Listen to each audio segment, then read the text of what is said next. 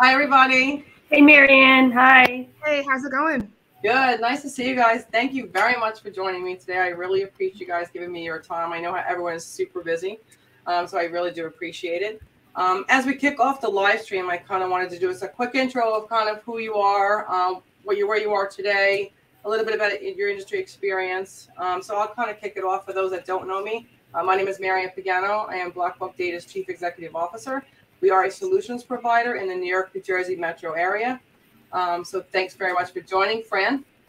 Well, it's hard to follow Maryann, right?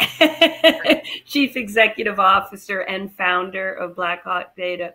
Fran Harrington, I've been in the industry more years than I want to admit, largely on the manufacturer side within an OEM sort of role. And I've had the pleasure of working with Maryann through two different manufacturers.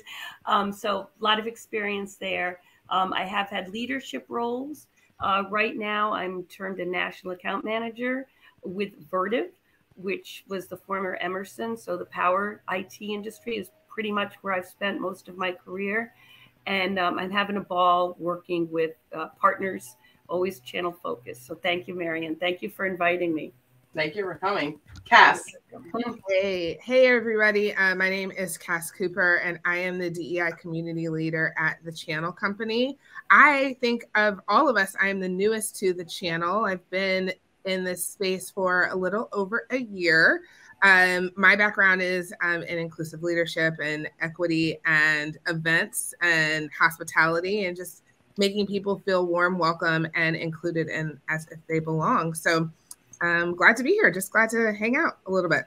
So, Cass, for those that don't know that are watching with the Channel Company, give them a couple of 30-second plug on who the Channel Company is. Yeah, we are a media and events company. Some of you may be familiar with the CRN magazine, which we just celebrated 40 years last year. And we are the parent company for all things CRN. We also host Exchange and Best of Breed. We do media, we do everything that services MSPs and helps people connect to our vendor partners as well. Great, thank you. Yeah. Jeanine. Oh, thanks for having me, Maryann. I'm Jeanine Delaney. I'm a regional sales director for Fortinet, who, for those of you who don't know, is a leading global cybersecurity organization. I've actually been in the industry for 30 years. I will say it out loud. And I've held various roles. I started my career in the channel, working for resellers and integrators like yours, Maryann. So it's near and dear to my heart. And I did that for a long time. And then I moved over to the OEM side for maybe the last 10 years. And I've held both individual contributor sales roles, and then I've also spent many years in sales management, managing teams. So again, just really happy to be here. Thank you. So it's great. I'm really excited. I have, some standard questions I kind of want to run through, and then we'll kind of freeform and stuff like that. I think that, the more information we can give to people that are watching and different ways that they can kind of help and give back is great. I always like to start with what inspired people to get into the tech space, because I feel like the tech space is an odd space. My mom still thinks I fix computers for a living, so it's hard to explain what I actually just this weekend. So for me, I started in the tech space way long ago. So I started before there was an internet and before things were kind of real like they are today. I think my grandmother had found an article in a local penny saver about a job working for a company, back in the late 80s. And it ended up being in the IT space. And I kind of liked it. It was fun. There were a lot of young people there, and it was kind of happening. And I've been doing that pretty much my whole life. I've been in VAR my whole life since then. So I've never changed industries. I've never changed direction. So since a young kid, I've been doing the same thing for about the last 20, 25 years. So it's been kind of fun to watch the industry change. And it's one of those industries you're always learning. Nothing ever stays the same. You're always getting to do new things and learn new things. And it's been fun to watch the industry progress in the last 20, 25 years. So thanks to my grandmother, I'm still in IT. Fran, how about you? Well, a little slightly different, but not totally off base from what you would explain.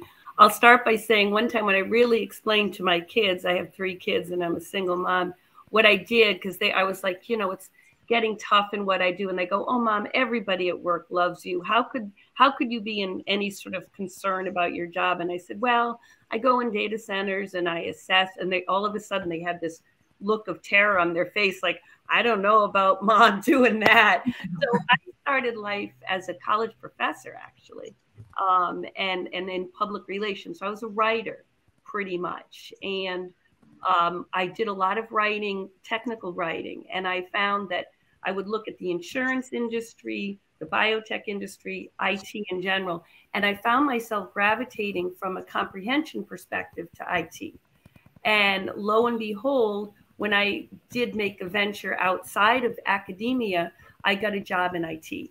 I chose IT specifically because I thought it was the most sort of best learning place to be. Like, the technology was changing, like you're explaining, the internet had started, Maryann.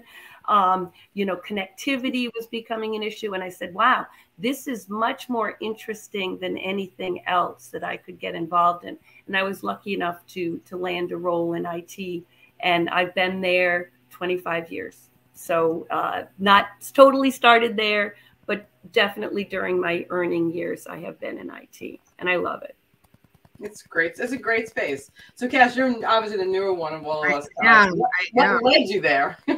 So like I said, my background is in equity and inclusion work, and I really found the channel company mostly because I wanted to create a program in a space for equity and inclusion. I was very strategic once I got my master's degree, making sure I went someplace where I could kind of create something new where there wasn't much already in existence. And when I saw the opportunity with the channel company, I had never heard of the IT channel. I basically did research on the company overall, the health of it. I talked with some folks who worked for TCC, and everyone had great things to say about the corporate culture. So that was really what drove me into the channel company specifically. Now that I've been here a little over a year, I think what's going to keep me here is the amount of positive and negative. There's some really great people here who really are doing amazing work, especially the women that I've met so far through our organization. But there's also a lot of equity work that still needs to be done and more visibility. And I just really see it as a space where I can make some really positive impact for change. Jeanine, how about you? Yeah, I love to hear people's stories and, how they got to where they are now. I have 2 college-age kids, and so, I'm speaking with them and their friends all the time, and they get so stressed out about, oh my God, I don't know what I want to be when I grow up. What if I'm not in the right major? What if I'm, pursuing the wrong thing? What if I don't like it? And I just love to hear that most of us are not where we started, right, or where we thought we might be, and the path is really cool. For myself, my own path, I graduated college with a marketing degree. And so, the thing to do back then was to pursue sales. And, your professors said to you, if you were a female student, hey, pharmaceutical sales is great. It's really flexible. You can make your own hours. It'll, you can have a family and work around it. And so I was looking for a job in pharmaceutical sales. And on one of the interviews, someone said to me, we see your transcript, your academic record. We know that we can teach you anything we need to about these drugs, these medications. But you know what you need? Go out, spend a year selling, go get a sales job selling anything and come back to us, because we, that's the one thing we can't really teach people. And so to your point, Maryann, I found a listing or an opening at a computer reseller, and I applied for an inside sales position. And lo and behold, that's what I ended up doing. And I had no love of technology. I'll be very frank. Computers sort of intimidated me. And I took that role, and it's been great. I say I'm the poster child for the channel in a way, because I was an inside sales rep, and then I was an outside field rep, and then I became a sales manager. And at the partner, at a manufacturer, I've really, spent a lot of time and in a lot of different roles. And so it's been great. To your point, I think the question is maybe even more, why do you stay here? And I think you stay here because it's fast paced and it's always changing. And so you you're challenging yourself, you're working with great people. And you know what? There's a demand for technology that's not going to wane anytime soon, right? It's a great place to be. And so why not, right? Why not be here is really the question. Yeah, that's actually a good question. It kind of leads us into some of the things, Cass, you and I talked about. So Cass and I had met at CRN's Women of the Channel in December in New York. And we kind of hit it off because we both have the same passion towards, diversity, equity, and inclusion, as everyone does, really. And we kind of talked about doing different things together to kind of get the word out there, right? Because I think what Cass is doing and what other people do in that space is great. It's about building mentorships for each other, right? Mm-hmm. So I think that for me, like I've always tried to, like this podcast, right? Every few months we do this. We try to do weekly Women in Tech social posts. I want people to tell their story. I want people to be heard.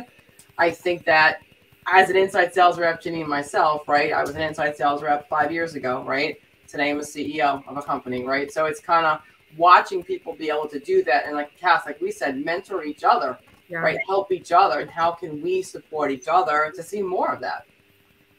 Yeah, I think the whole idea of mentorship and sponsorship is such a critical space. And I think it is keeps people in whatever organization that they are working in. If you know that you're believed in and that there's somebody who's rooting for you, who's speaking your name in rooms that you would never be able to be in by yourself, it just speaks a lot to your ability to be seen and to continue to work hard. I know for me, some of the best relationships that I've ever had and people who still continue to be my friends have been the bosses and the mentors and the sponsors who put my name in a hat that I maybe didn't even think that I was qualified for, or they saw something in me that was I couldn't see in myself. And so I think one of the great things that we have inside of this channel space that I've experienced is there's a lot of people who continue to do that across a lot of different spaces. And we really root for each other, especially as women, especially moving in these spaces where we have not traditionally been seen or heard. And it's just such a powerful thing. And I mean, I'm excited for it. I'm here for it. So can't get rid of me this yet. And Maryann, if I can just add to that, when we talk about mentoring, excuse me, I think it's important to know too that it doesn't have to always be a formal process either, right? Some people get a little intimidated by that. How much time is it going to take? Or can I meet the commitment? Or, am I going to feel comfortable with the person? And sometimes it's really just about simply establishing, a small circle of people from whom you seek guidance and feedback and insight, and that's okay too. Just find your kind of circle of people, right? And keep those relationships going. And even if you're not comfortable with maybe a formal, mentor process. Yeah. And Maryann, I want to add too, that's a great point, Jeannie. It's not informal and it's not always just people within your organization. One of my greatest, when you ask what is one of the things that I'm proudest of, it's the fact that people I've worked with, not necessarily people who have worked for me. Sometimes it's people above me, sometimes, technically, right? And it's just that they reach out when they have decisions or they're in a bad place, or I consider that a form of mentorship, but I also consider it a form of, relationship. I think the channel is all about relationships. And sometimes a person who picks you up one day is a person you pick up another day. It's a reciprocal process, mentoring. And speaking of women, I call it situational mentorship because I'm older, very old, and I will be around younger women. And it's often been remarked, gee, they really want you to mentor them. So I will approach the topic, but I'll say, do you want me to give you some feedback on a sales situation we just had or a call that we just did? And I'll be forthright and say, do you want some feedback? Do you want to hear, I won't even call it a mistake, but maybe a misjudgment I've made in the past that you might want to hear about? And I've had these wonderful conversations that aren't recorded, that aren't, like an official mentorship, but I think they're important in our careers. And I think we've all experienced them. And I think it's always our job as we gain more experience to share that with others when they're willing to hear it or listen. Yeah, I think the thing that you hit on was so key is the relationship part of it, right? In the belonging space, we talk a lot about how it's hard to hate from up close, right? The more you get to know someone and get to understand them, the easier it is to be in relationship with them. And therefore you can speak into their space, speak into their life. They can speak into yours a lot easier. And that's why mentorship and sponsorship is so critical when it comes to equity and inclusion in general, is because it allows us to be close and to really truly be seen by people we may or may not come into contact with in our social lives. I can speak to some of the best mentor and sponsors that I've had, again, have come from women who don't look like me, from men who don't look like me. They really take the time not just to say, like, you should be doing this as a Black woman, but they take the time to say, where do you want to be and how do you want to grow and how can I help get you there? That's a very different question than just telling me kind of like how to operate, right? Because I'm still going to be. That's a good point. Yep. You know what I mean? Yeah. Mm-hmm. Absolutely. So I know we have some chat questions coming in. I think that, so Kim's question, other than mentorships, you know, how do we combat the amount of women that are in tech, right? There aren't a lot of women in tech, right? Especially when you look at, like, when you look at CRN's top 500, CRN's top fastest growing 150. There's not many women CEOs. There are not many women at all founders and CEO. And Fran used that word before that I don't typically use, but it is true, right? Own it. Own it. You're a founder. Well, you're a risk taker. I think that's a key attribute. It's risk taking. You know, Jeannie spoke about it. My kids are even past the college point. They've gone on and have careers and professions and medicine. I got a daughter who's a surgeon. You know, I've got kids who have achieved, and, you know, they broke barriers. 2 of them are girls. 2 of them are my daughters. So, in fact, if I can refer to a study that one of my daughter, who's the surgeon, did, where she interviewed other female surgeons and male surgeons, and she won a research award for this. And what she found was women never evaluated themselves as well as their peers evaluated them. So I think one of the most important things to recognize is, if you have an interest in pursuing something, don't let it hold you back. I think as women in general, we don't laud our successes as much. You know, I think I had 4 brothers. I could attest to this, right? All athletes.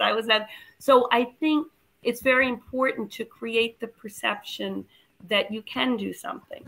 Another example, in this research, what she found was that women, for example, the one thing they said they knew they were very good at was surgery itself. They just didn't find that they were very good at asserting themselves. They didn't think they were good in interpersonal relationships. So I think it's very important that we recognize we are good. We have a lot to offer, and don't be fearful. And Cass, you mentioned it too. Sometimes the best mentors and supporters are people you're going to be shocked that they see that in you, and you might not see it in yourself. So if you're interested, you should step forward. And I think we as women should encourage more people to step into the roles that maybe they think they wouldn't be able to do, and help them find those roles, right, in the industry, because it is relationships. There are a lot of people we could help that we might not even realize we can help. Yeah. I mean, Fortinet just had a International Women's Day, right? Jeanine and I were both there. And I think that was the first time I got to tell my story, right? Live and in person, right? No one really has ever heard the story and transition into becoming a CEO. And it gave us a chance to hear other people's stories, right? CISOs, right? Female CISOs and stuff like that. So it was really great, Jeanine, for me to see other people tell their stories. And, you know, Kim had asked, besides mentorships, how else can you combat or bring more women into tech? And I think stuff like that we did, stuff like this that we're doing, there's lots of ways that I saw, Jeanine, from what we did on the ACE, that you can actually bring forward for other women to learn from. Yeah, and I think what it does by bringing us together is it gives us, and especially younger females in technology, it gives them the ability to see real world examples of women who have, leadership positions, have excelled and progressed, because that's what they need to see, right? It's a male dominated field where there's a lot of men around, and you see a lot of them in leadership. And when you realize, wait a minute, there are females in leadership positions, why not me, right? The opportunity is there for them. if they have that role model and they realize that, you know, the opportunities are there. I think too, one of the things that we have to recognize is it's by design that we're not there, right? There's a lot of institutional policies and practices that make it very, very difficult for people who are not, I'm going to say, make it difficult for people who are of the global majority, right? Women, people of color, to move into positions of leadership and power. And sometimes, most of the time, I would say it's not about a lack of skill, or it's about financial support that they have to get in order to be in that space, in order to work those late nights, in order to travel. I mean, Maryann, you talked about how we met in New York. Well, I'm a mother who is a solo parent. And so that requires a certain amount of support that is that systemically going to be supported from my organization. Not every organization is equipped to do that. And so I think we have to look at both. It's our individual want and desire, but it's also the policies and practices and procedures that hinder us from being there. What is our succession plan when the woman CEO leaves, right? What is who is going to be in that space and occupy that vacuum if they are leaving in droves? I think Kim mentioned it from SHRM. That's huge that women are leaving, but it's not just because we don't want to work. It's because we're not being supported and we have other things and other priorities in our lives. Yeah, I think it's less accepted from the woman to have things to do or other things they have to take care of than it is on the side of the men, right? And I think that I don't have any children, so for me it's a little bit easier. I don't know how I would have done what I've done in my career, having children, having something so important to do, right, outside of work. I don't know how I would have done this. So I always give everyone props for being able to do that. Yeah, and someone who's been a single mom for a long time with 3 kids, I find that there was times I was angry in the past, had to bite my tongue if a single father was a saint, you know. But at the same time, I look at things in the lineage of things in the timeline, and women now do go to college. They do get an education. Women have the right to vote.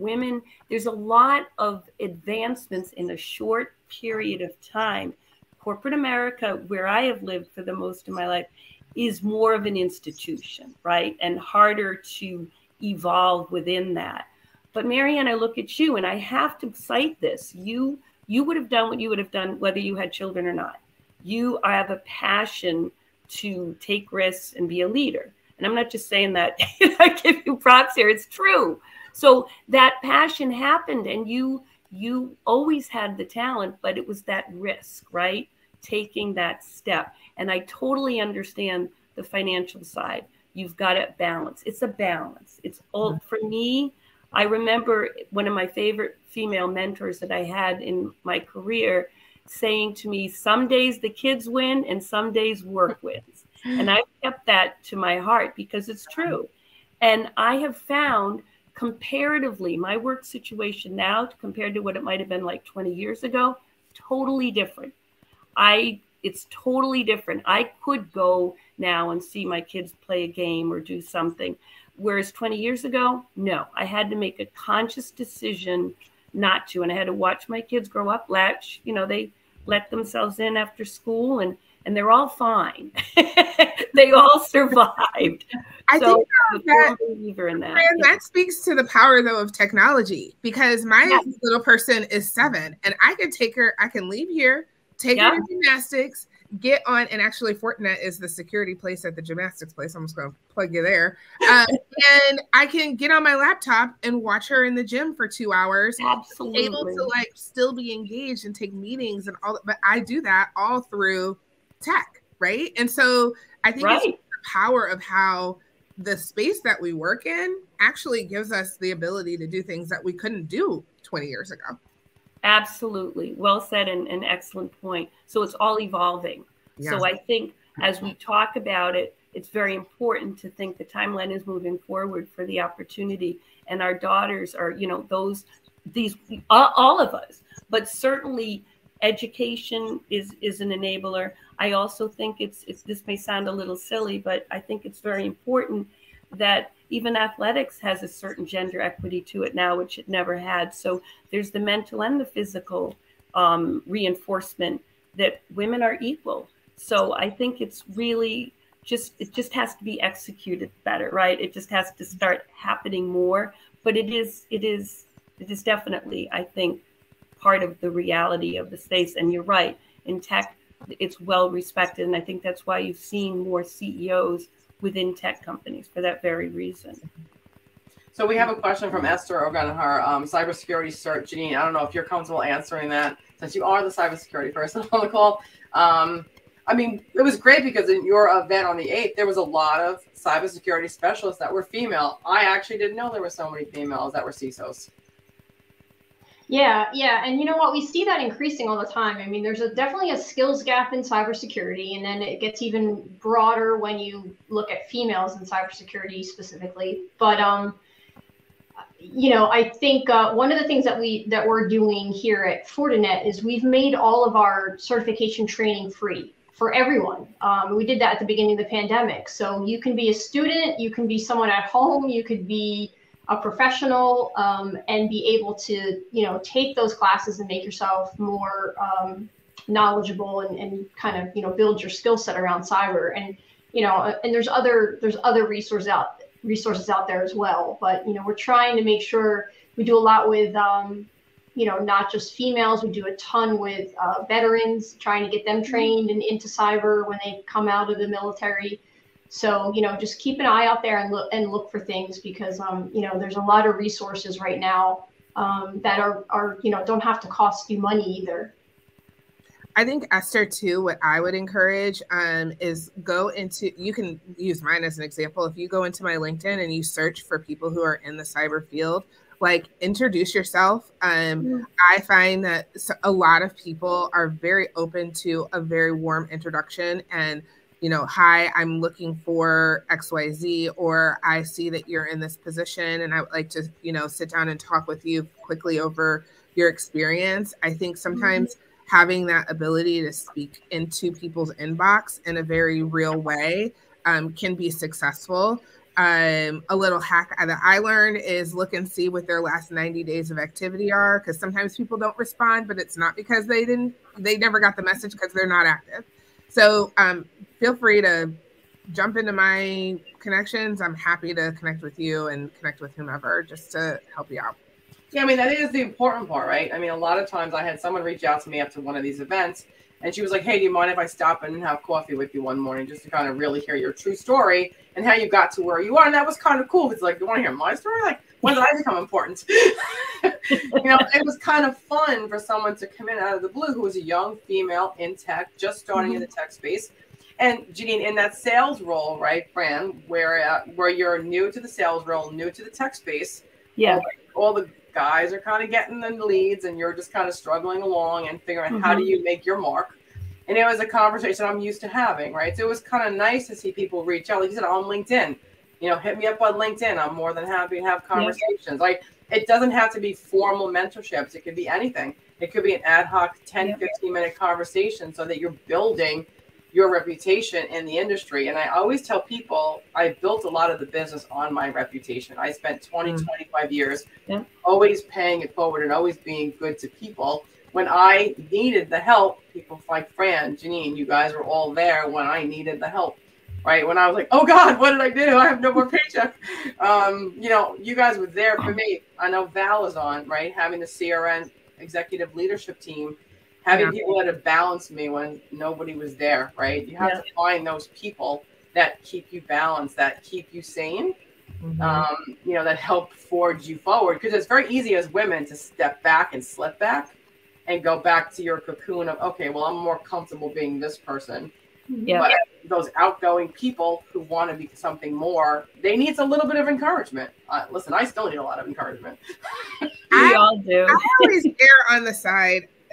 Might be controversial, but what would Chad do? And Chad, I'm sorry if there's a Chad in the audience, but sometimes Chad is that like guy that just like, you know, doesn't know as much as he thinks he knows, and he's just real confident, right? I'm gonna channel my inner Chad, and I'm just gonna be bold and be out here.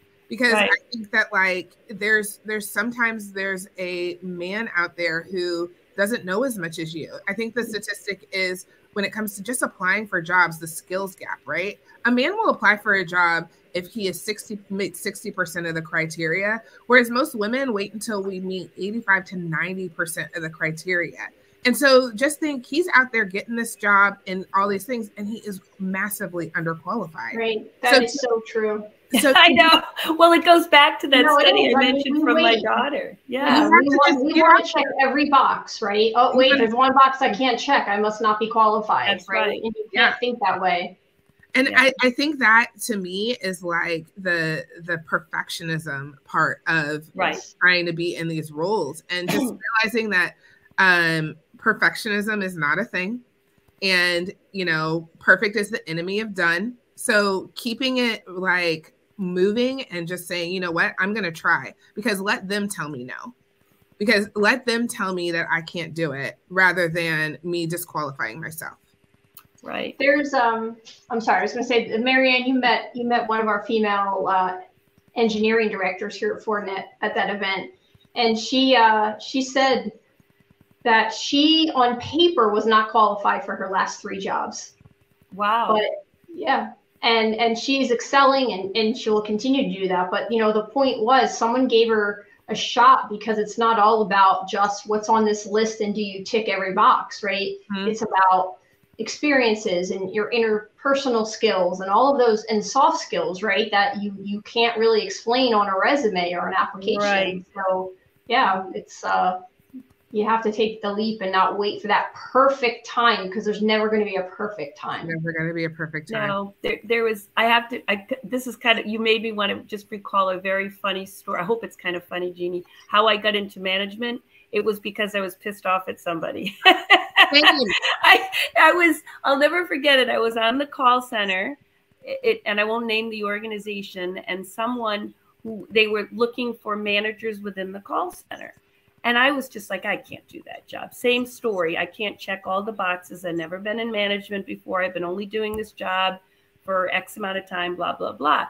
And this person who just assumed he had the job literally threw a headset at me and said, hey, starting tomorrow, you're going to be working for me. And I just looked and I thought to myself, what are you doing? So they were still having the interview process. So I walked in, I knocked on the door, wasn't dressed for an interview. I said, could I interview for one of the roles as a leader here on the call center? The person just looked at me, he says, are you on the list? I said, no. And he said, well, okay.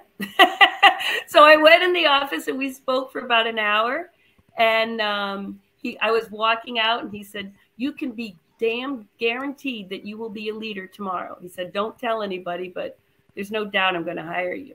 But it took anger for me to say, wait a minute, I got to report to this person? No way am I going to let that happen. And I only use that because I so under-evaluated myself at that moment in time. So it's I know that feeling. And it's really important. It's really important to just say, wait a minute, I can do this, and step up and do it. Not just I can, but I will, right? Yes, I will. I'll take the shot. Yeah, let's do it. I love that story. I have a similar, like, I basically told myself, well, I can't do any worse than this guy, so let me just go ahead and apply. Yeah, exactly. And it's funny. Now, please know that in hindsight, that person also got a role, and we got along great. But the reality was I knew I could do it too. And I wasn't going to sit back and not try.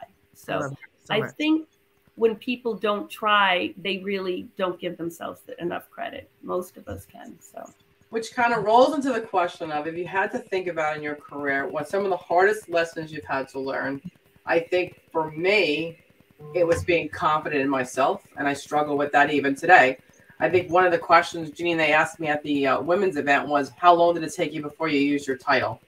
And I said, probably about a year.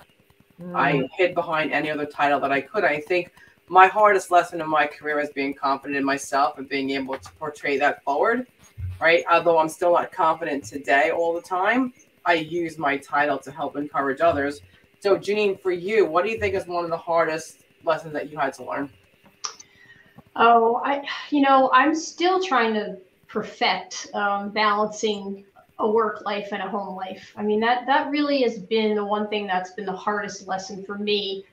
You know, being a mom and wanting to be present and part of my kids' lives and school and sports and all that stuff, but still being in a very fast-paced, you know, competitive environment that we're in, right? And I'm a competitor. I was, you know, grew up an athlete. I love to compete. And so you want it, the challenge I've always had, and I think we all, most of us feel this way, you want to give 100% to your work life and you want to give 100% to your personal life. Mm-hmm. And that just isn't sustainable, right? That's not possible to do. And so I think the biggest lesson to learn is that it's okay to, at different points, not be given 100%. I think what's important is that people around you know that you're giving it your best, right? And one day your best might be 85%, another day it's 100, and that's okay. And learning to give yourself some grace, right? And say, I'm giving my all, right? No matter what that is on that particular day. Cass, how about you? I double click retweet everything that she just said, because I think that it's the idea of you're supposed to work like you don't parent and parent like you don't work, which is not. And then when you have like your own personal time for yourself and all these other kinds of things. You're what? You're what for yourself? What is exactly. that? Exactly. Like, what I got personal time about? I mean, somewhere it gets put in, but I think so. My biggest lesson, I think that I will say is, I'm good enough. Full stop. I'm good enough. I'm a good enough mom. I'm a good enough partner. I'm a good enough employee, leader. I am good enough just in and of myself. So that's like my biggest lesson in my 41 years of age. I think my biggest accomplishment I have to promote myself a little bit, is having this role at the channel company. We built a whole network of inclusive leaders from nothing. Like a year ago, there was a website idea. And now we're coming up with 1,000 people inside of the network that are dedicated just towards equity and inclusion in the channel.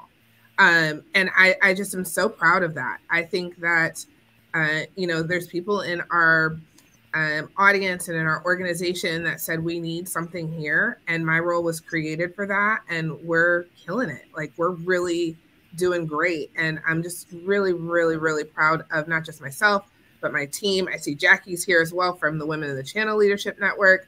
Like, I just think that we're really making space for people who would not necessarily have space inside of this maybe 2-3 years ago. So I'm really excited about that. Fran, how about you? Everybody is, you know, trumped anything I could add. You know, I think it's always about the balance, like I sort of alluded to earlier in our conversation. And I think what I'm happy about is that I did have opportunities in leadership, and people, I think one of the comments that people would make about me was she would go through a wall for us. Mm-hmm. And I've learned that when I have a manager right now, a director who's like that. So I learned that I think just as I would do anything for my kids, I would do anything for my team. And that really was something I always held my head high about. And the team miraculously would always perform because you had their back. So I think that's one of the greatest things I learned about leadership is it's kind of like this conversation. You don't have to force it. You don't have to be a manager. You need to be a mentor, coach, and lead by example. And I did that both as a parent and in the work situation. And somehow it's kind of all worked out, I think, you know, for the most part. Not perfect, but it's worked out. No, and I think perfect is one of the things, like I think Jeanine said that before. I think for me, having a role that I've never had before, right? Being a chief executive officer, right? Yes, I'm not a $20 billion company, but I'm still a big enough company where people depend on me, my stability, which is kind of why I lean on CRN a lot. And sometimes I'll call Fran in a panic. And, you know, Fortinet's been a partner of ours from the very beginning. And they're proud of that, which is kind of nice, right? They're proud to be one of our top partners, been there from the beginning. You know, Fran, I've known you for a long time. The team at CRN and Women of the Channel have been just great. You know, they've been great for support, right? I think that your new inclusive network is great where ever I can give back, I want to. You know, but for me, being able to quit a job, start a business, go through all the things that the world has gone through in the last 5 years, as I approach 5 years in June, I'm shocked that I'm still here. I'm not. I keep looking for the little icon with the clap, you know. I know, right? We need emojis. We need like. I just have to really clap. Better to give the real clap. You know, I do remember when I was going to an event with some of my ex-employers, and I was on a CRN meeting with Val and the team, and they said, here's what you're going to do. You're going to walk in the room, you're going to sit in the middle next to the people that make you the most uncomfortable, and you're going to just stand there like you own it. And I had to do that, but boy, did that scare the heck out of me, you know, because you're still a female, right? So you don't know what you're going to get in return. But you do know, and people do know, there's a world of women out there, right, who do want to embrace each other, that do want to help each other. Absolutely. It's for us to find those people to keep us going. Yeah. Those that really, truly want to support women or anybody in the DE&I space, right? It's not just about women either, right? It's about anybody that is different, right? And I think that what that has brought us is different opinion, different strategies, different ideas. You know, it does so much, right, for the industry to bring different concepts and ideas together. And I love being able to work with other women or other people in the diversity community because I am a diversity vendor. It's great to see different people and get different perspectives from people. Yeah. And I just have to say, this week is Trans Week of Visibility. And I just want to just echo that there's many different ways to present as women. And I think that like one of the things that we as women have a responsibility to do is to make space for all women, no matter how they were born, and how they present now is what we need to celebrate. So I couldn't not say that. So. No, I mean, listen, I think listen, diversity makes the world go round. And I think that the more we can support each other. And the first time I've seen anybody in an in-person thing was when we did the Fortinet event on the 8th. Where it's a lot of women supporting each other and really kind of giving each other advice. And I think that's been super important for me to have people to talk to. When I feel down, when I feel like I can't make it through another day, or you just need a female's voice. You need somebody else in your head who feels the same way that you do. So I'm very appreciative of, you know, the friends that I've made over the years, male and female, right? There's been a lot of men in our careers who we've met who've been very supportive of us. Mm-hmm. As we close out, I told you 45 minutes goes fast. It does. I'm always afraid there'll be a big air gap, and then there's never air gap. Yeah. Is there any other, let's start with you, Jeanine, anything that you'd want to share with the team or anybody watching? You know, the only other comment I had as we were speaking was, you know, the technology industry is a very rewarding one. And so I would just add that keep in mind, for those of you that are out there, that you don't have to be a techie. It doesn't mean that you have to be a technical person. I mean, if you look at the women here, you know, even if I look at Fortinet, we're a cybersecurity company, but there's females in positions in finance and marketing and sales and you know, so don't be afraid that, oh, I'm not a technical person or I don't seem to have that interest or aptitude. It doesn't mean that the whole industry is closed off to you. It's a wonderful place to be. So just keep your options open. Yeah, I am a testament to that. Yeah. I do not have, I did pretty good in STEM. I did pretty good, but I'm a writer. I know that about myself. I think to close out, I would just say whatever room you're in is the room in which you belong. Whatever room you're in is the room in which you belong. Even if people are telling you you're not supposed to be there, you're there for a reason. Own it, lean into it, you know, head up, shoulders back, chest out. That's where you belong. I'm a sloucher. So I'm like, hey. How about you, Fran? Oh, same. I mean, everybody's saying it beautifully. You know, at this point, I'm glad my dogs made it through without barking. That's my greatest thing today. I'm amazed.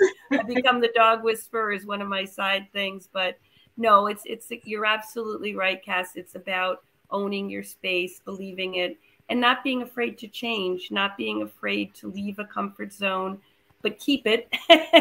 You can always fall back on it. But with the whole technical thing, I just have to share one thing because I think it's important, kind of closing up that we are women. I'm around a lot of men, and believe me, I love men. I have nothing. It's not like this is not a black or white thing. It's just that men are really commonly say, I'm not technical. And they are in technical positions, but we're all in sales. And when I've learned not to say anything in those situations, because what I've learned is there's been situations I've been in where I've been the only woman to show up, say, for a site assessment, what you would call a site assessment. And I get the response, well, is the engineer coming? And I'll say, well, you're looking at her.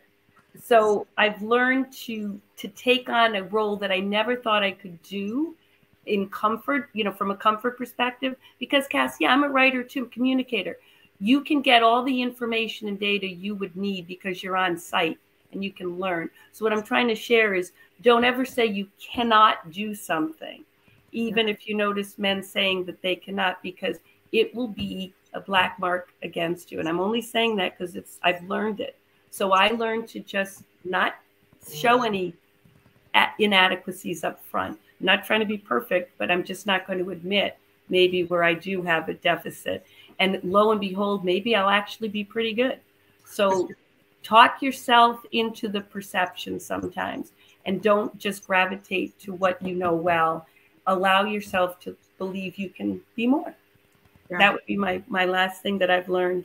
Thank you, everyone, for joining. I know our time is up. If you do want to share your story, we do quarterly LinkedIn Lives. You can also visit our website and submit your story weekly. I love what posting weekly about women does for their careers and for their own and what people say about them. So it's truly important to get people to share their stories.